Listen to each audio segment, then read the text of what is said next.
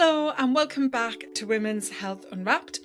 This episode is a little bit different, and if I'm honest, I think anyway, it's going to be a little bit emotional for me to record. It's going out just ahead of International Women's Day, and it's also going to be my last podcast episode for a while because I'm taking a break to reset and refocus. And I wanted to share that properly. Not in a dramatic announcement and not as a big ta-da, this is my business update, but as a real conversation, because women's health has always been about having real conversations. And if you listen to the podcast regularly, you'll know I spend a lot of time talking about health, habits, energy, and learning to listen to yourself. And this decision is me doing exactly that. So I wanted to talk a little bit about International Women's Day, why it matters to me, because it absolutely does matter. And I'm excited to share that. Also to share with you what I've been reflecting on lately and why recalibration is the word leading this next chapter for me. International Women's Day always feels like an important marker in the year. For me, it's not just about celebration, although of course that matters. It's also about reflection. It's a moment to stop and ask how women are really doing. Like, what are women carrying?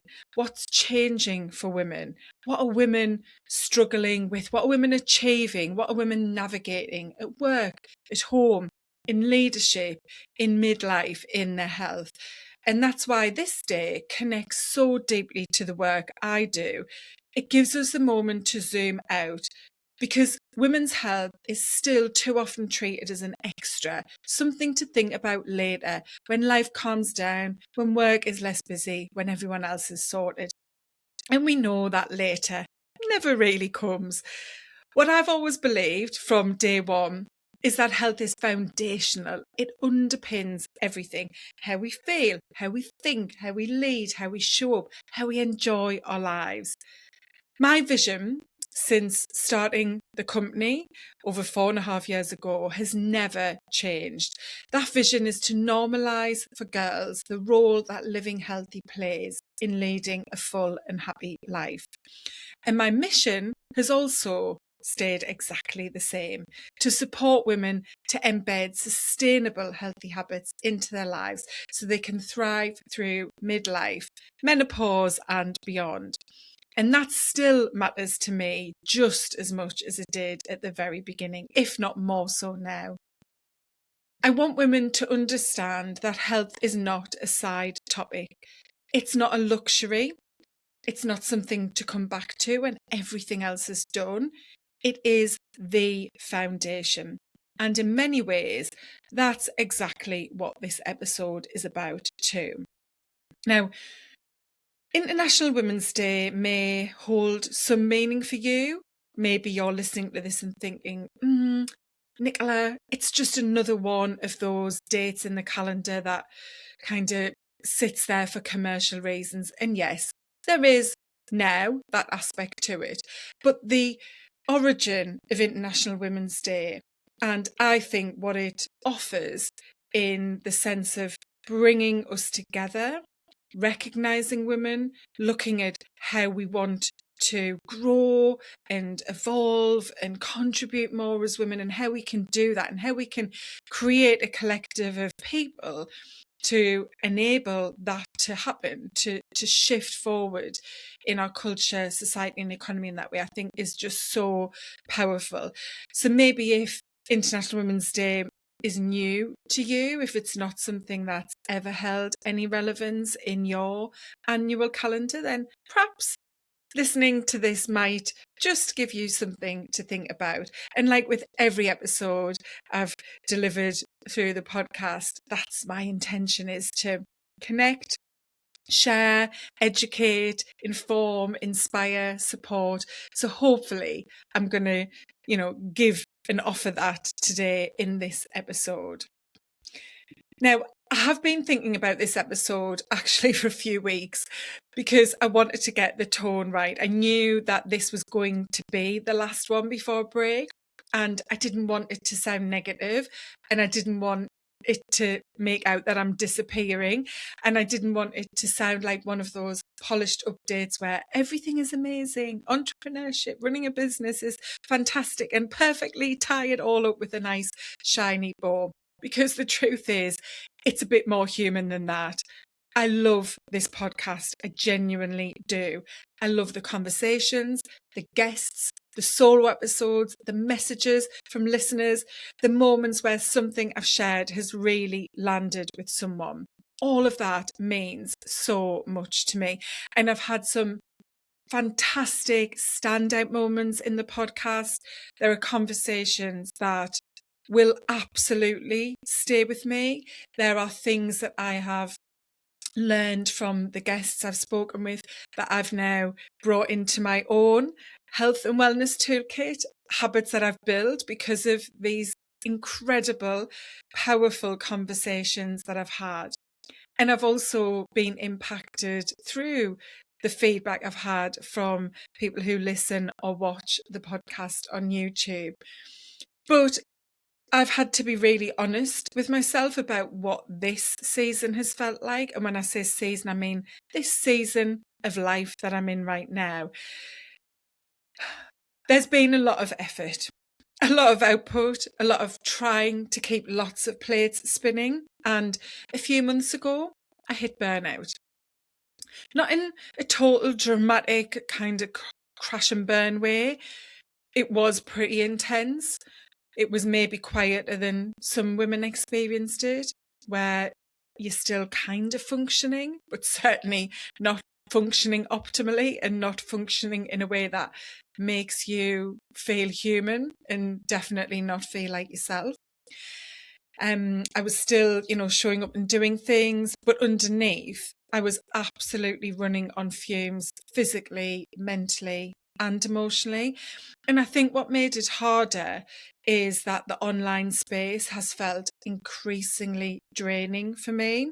It's noisy, it's fast, it rewards extremes, it rewards quick fixes, clickbait, and the messaging of kind of do this one thing. This is the, ultimate elixir. This is the solution. This is what's going to fix everything for you. And a lot of that messaging right now, certainly in the space I occupy, is aimed at midlife women. And it's still very driven by fear, weight loss urgency, hacks, surface level solutions. And that just isn't how I work. I'm not here to sell hacks. I'm not here to shout the loudest. I'm not here to build everything around fear or weight loss panic. I'm here to do thoughtful, evidence-based, real work with women, work that helps them build habits that actually change their lives and change them for life. My work is built on integrity, on education, on sustainable habits, on helping women build a healthier life from the inside out. And I still believe deeply in that approach. But I've had to acknowledge that the way I've been trying to do everything, especially online, is no longer sustainable for me. I've really stayed true to who I am, and maybe this is sounding like, oh, it's the end. And as I said at the beginning, it's not the end. This is a break. This is a pause. This is a reset, a recalibration. But recently I was out on a walk and I had one of those moments. If you are a regular follower of me, especially on Instagram, you know that I do walk a lot. I do a lot of thinking on walks. It's a great way to take that space for yourself and be mindful and get some clarity.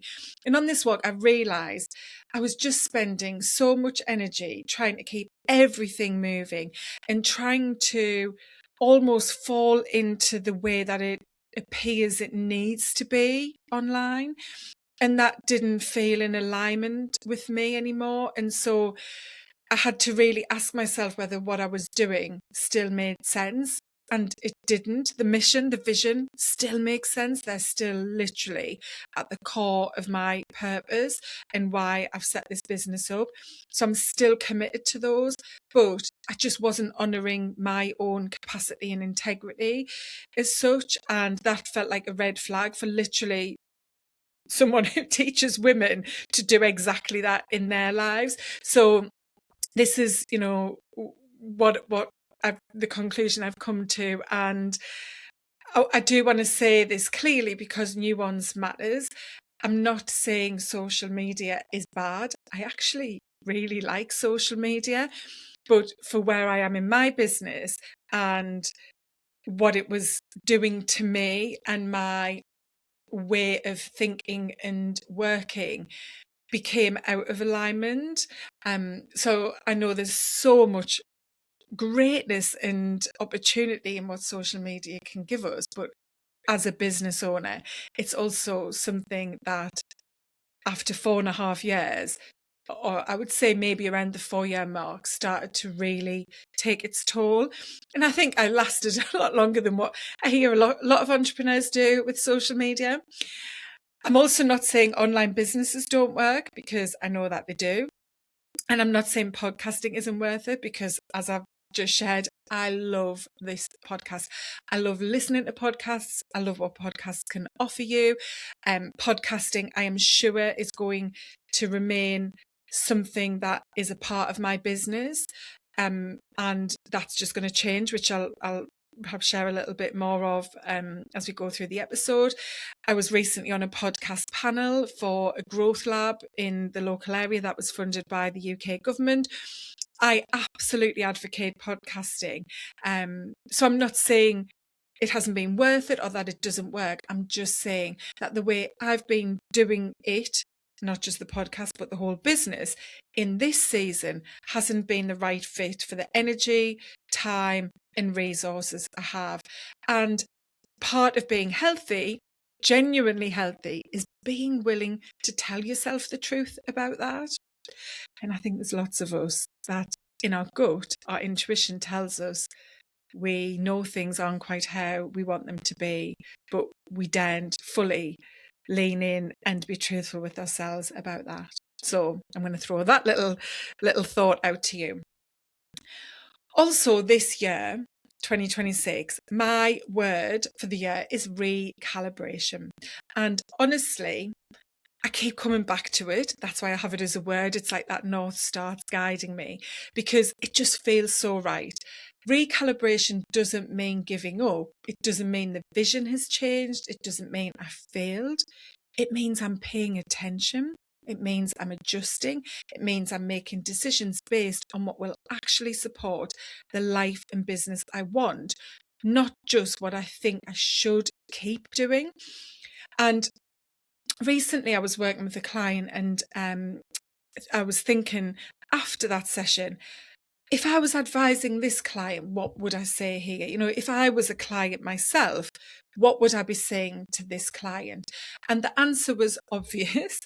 I'd say, well, you don't need to prove anything by exhausting yourself. You need to lead yourself better. And I'd ask them to reflect on what true leadership, truthful leadership for themselves looked like. And we dive into that. And so I did that piece of work, coaching myself essentially. And that really hit me, because I realized I need to take my own advice, like a dose of my own medicine. Because for me, recalibration this year is about more balance, stronger well-being, more ease, more calm, more financial security, building the business in a way that is actually sustainable. And I think part of why this feels so significant is the timing. 2026 is a pretty big year for me. I turned 50 in April, which feels huge in, I guess, a really positive way.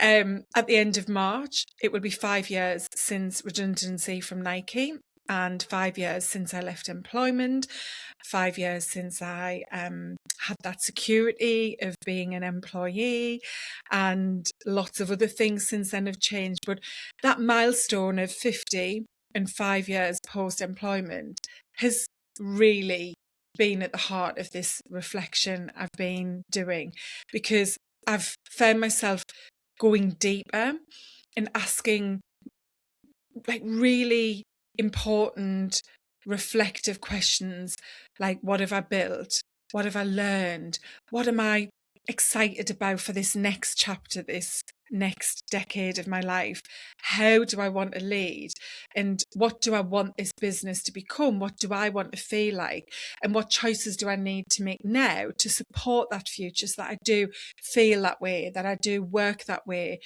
And the answer I keep coming back to is this: I need to lead my business differently. I need to live my life differently, not from pressure, not from overdoing, not from trying to be everywhere and trying to make this great, big, incredible vision I have for my life and the business come to fruition super quickly, doing anything and everything it takes to make that happen. I need to do it from clarity and sustainability and a stronger sense of what actually moves things forward. And that's where that word recalibration was born.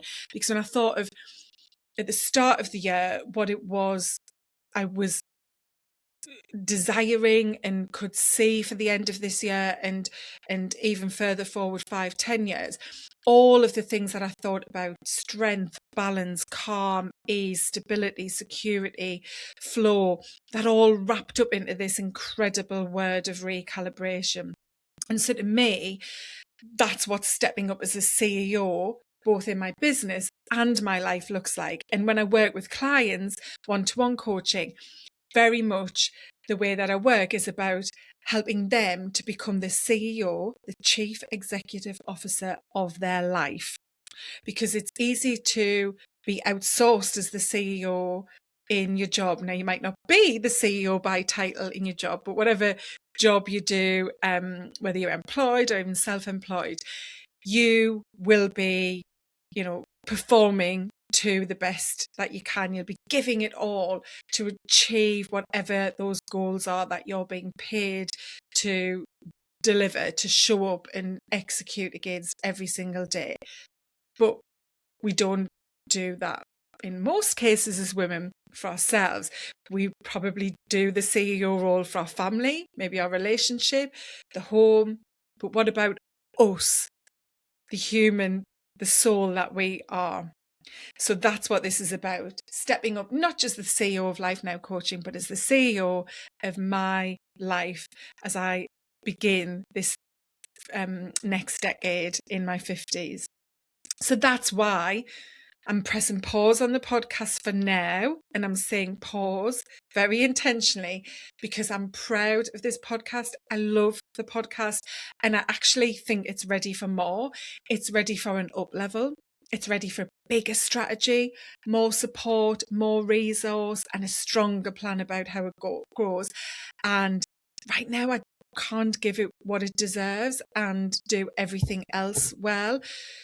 So, as tough as it's been, I'm making a decision that feels grown up, if a little uncomfortable, a decision that feels right and in alignment with my plan to recalibrate and live and feel the way I want to.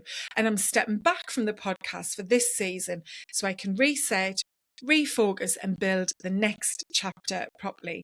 Not forever, but for this season. And honestly, saying that out loud feels both hard and right. It's exciting but scary. And to be honest, I'm just listening to my own advice. I have to lead by example in every sense. Otherwise, I really couldn't show up and try to sell the things that I sell and work with people in the way that I want to work and the impact I want to have. So, what's next is still very aligned with everything I care about. As I said, the mission is the same, the vision is the same. I still want to help women understand the value of their health and take control of their well-being and their happiness through sustainable habits. That work is continuing because we as women need to understand the importance of our health. We need to take back control of our health and do that in the right way, which is why the podcast is called Women's Health Unwrapped, because I still want to help women understand and appreciate what living healthy actually means. not to try to do it in a way that they've learned through social media and influences or inherited because of our culture and society. I want you to really understand what being healthy means. And so that is absolutely pinned, like in the most solid way that it possibly can be, or maybe I should say it's sown as seeds. It's the absolute roots of my business and also my personal passion and purpose. So that's continuing. That's very much still as it has been moving forward. But what is changing is how I'm spending my time and energy. I'm moving into a season with a different rhythm, which means I need to be much more intentional. I'm focusing more on speaking, which I absolutely love and which is a big part of where I want to grow. My corporate work is becoming a bigger focus too. I've got some brilliant things already in motion there, some different projects, some different ways of sharing this vision and mission that I have. I've also got an intern coming on board, and there's a lot of exciting strategy happening behind the scenes. So by the time this episode goes out, she'll be officially an employee of Life Now Coaching. So I am absolutely not stepping away from the work. This is me protecting the work and building it in a way that is stronger and more sustainable, a way that is going to have the impact that I am absolutely committed to making, to contributing to, which is that connection, of course, to International Women's Day as well. So this pause is not a stop, it's a reset, a strategic shift. It's intentional. It's a recalibration. And if you're listening and you're in a season of your own recalibration in your health, in your career, your relationship, your business, I really hope this gives you permission to make the decision you know you need to make. And maybe that's the biggest message I want to leave you with, especially ahead of International Women's Day. What might need recalibrating in your life right now? Maybe you've heard me share what I've shared and it's triggered something in you. It's brought some feelings or thoughts to the surface. And perhaps right now you're not totally clear what they mean and you're not able to specifically say, yeah, this is the recalibration I need. But perhaps you can sense, yeah, something needs a change in my life. I need to recalibrate. So I'm going to ask you a few questions here. You can, of course, pause the podcast, write these down. These could be great journaling questions or ones to even talk through with a friend or your partner. Perhaps you could take some time in your workplace and chat amongst your team with these. So that first question, what might need recalibrating in your life right now? And then what are you still pushing through because you feel like you should? Should is a strong word.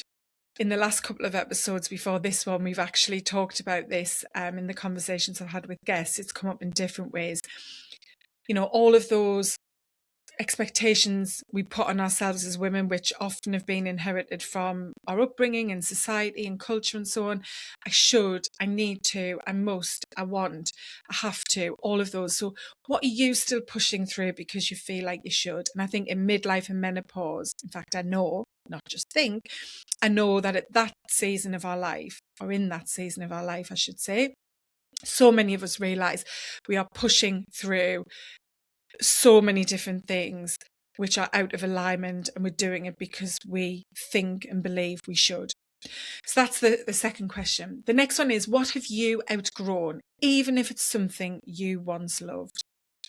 What maybe needs to change because where you are now just isn't in alignment with that thing that you are continuing to do, and perhaps it links to the question before in that you're keeping on doing it because you think you should. And then the next one, what would it look like to honour your health and your ambition at the same time? So I mentioned this CEO and how you can be the CEO of your life. And often many of us are acting like a CEO when it comes to our work and our home and our family and our relationship. Maybe maybe not so much. Maybe you feel more like you're the employee or the puppet on the string, perhaps. But what would it look like if you brought together your ambition? And ambition isn't specifically career related. Ambition is in every essence across your total life. If you were to have that very much equal on the scales with your health, what would it look like to honour those two things equally? And then what might need to pause, shift, or change in your life, not because you've failed, but because you're ready for a more sustainable version of success. You're ready for that balance between health and your ambition, your desire to live the great life that you want. And what would it look like to make that next decision from self-respect, not self-pressure?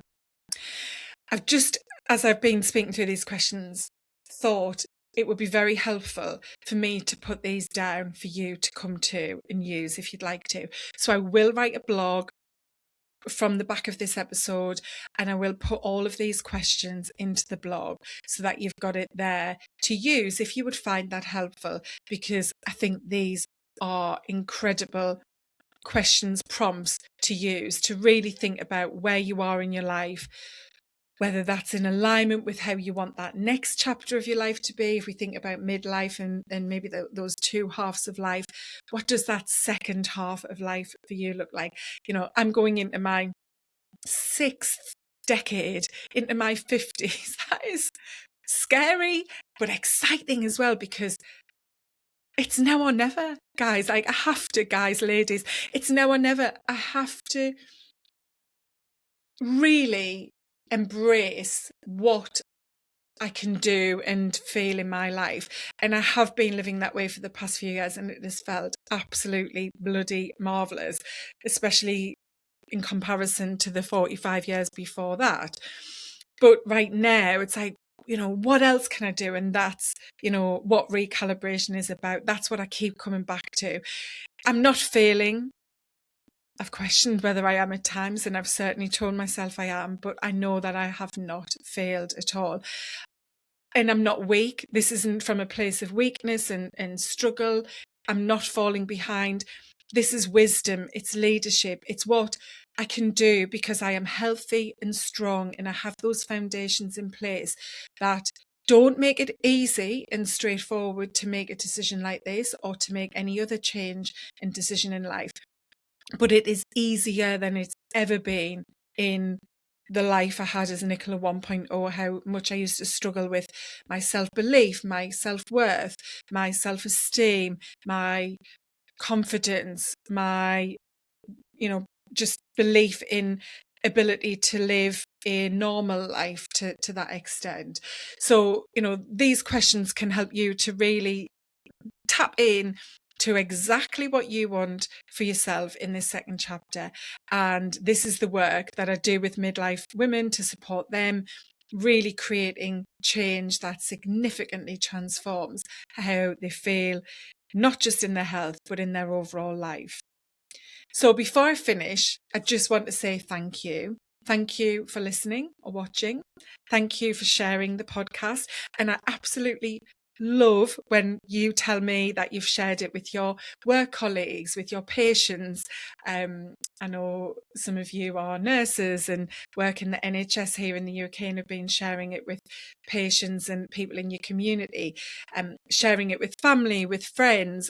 I have listeners all over the world, so I really appreciate all of you supporting and sharing the podcast and the kind messages and honest feedback where I have impacted something in your life. I thank you for all of that, being part of this incredible and important community. Women's Health Unwrapped has been such a meaningful part of my journey, and I'm incredibly proud of what it's become and what I know it will become in the future. Women's Health Unwrapped is not going anywhere.